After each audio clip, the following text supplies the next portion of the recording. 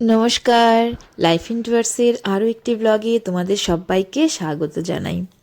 বাড়ি গিয়ে এবার তো পিঠারও আয়োজন ছিল, পিঠা টিঠা তো খাওয়া হলো।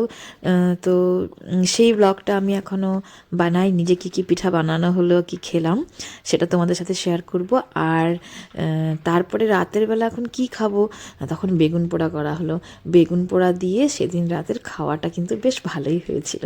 আশা রাখছি তোমাদের দেখতে ভালোই লাগবে। করে তো গেলাম বক্সা বেড়াতে।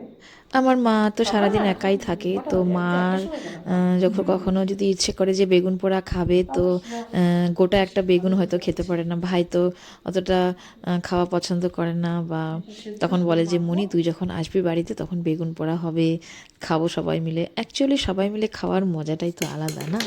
তো সেই জিনিসটা মা খুব মিস করে।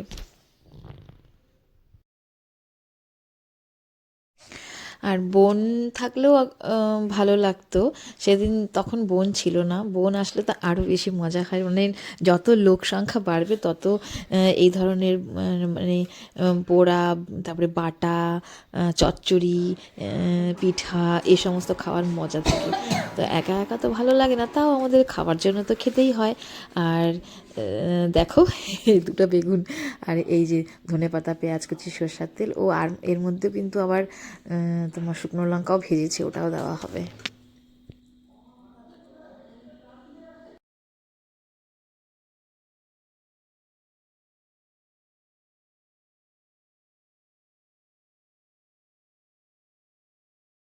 করে করবা। ধনে পাতা আর পেঁয়াজ কুচি যদি দেই টেস্ট হবে না আমার, বলো? হ্যাঁ, টেস্ট হবে। শুকনো লঙ্কা পোড়া আছে, কাঁচা লঙ্কা আমি কুচি করে দিয়ে দিচ্ছি সব একদম। আমার তো মনে হয় আর কিছুই লাগবে না গরম ভাতের সাথে। কেউ যদি শুধুমাত্র এটাও খায় পেট ভরে যাবে না? আসো।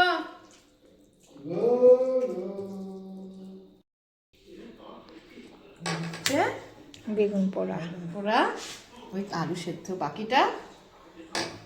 হুম, একটু টেস্ট করে দেখি কেমন হচ্ছে। লবণ লাগবে।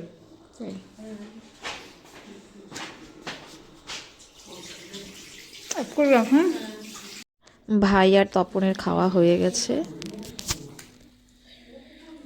ভাবি কিরে তো খাওয়ার?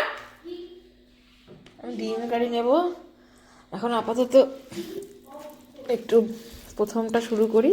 এত সুন্দর করে বেগুন পোড়া, মা কেমন আছে? ভালো হচ্ছে। ভালো না? খাও।